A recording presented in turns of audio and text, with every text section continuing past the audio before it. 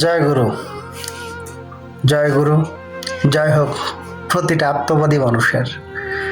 আমরা যারা এ ভবমায়ার সংসার জালে আবদ্ধ, তাদের নানামুখী সমস্যা, এই সমস্যার ভিতরে একটা সমস্যা নিয়ে আলোচনা করতে চাই। আমি আগে পরে মনে পড়ে না কখনো এইভাবে আলোচনা করছি।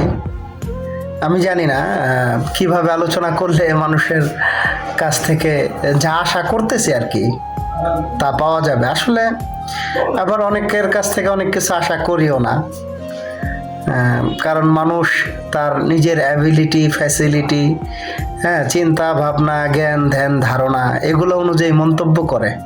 তো যে যেমন সে তেমন মন্তব্যই করবে, এটা স্বাভাবিক, এটা অস্বাভাবিক কোনো কিছু না।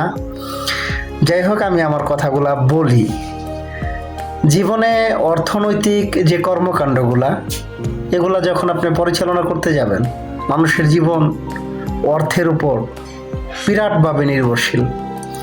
আপনি যখন অর্থ উপার্জন করতে যাবেন, আপনার জীবন, যৌবন এবং এই জীবন এবং যৌবনকে কেন্দ্র করে যে সময়, এগুলা ব্যয় হবে এই অর্থ উপার্জন করতে গেলে।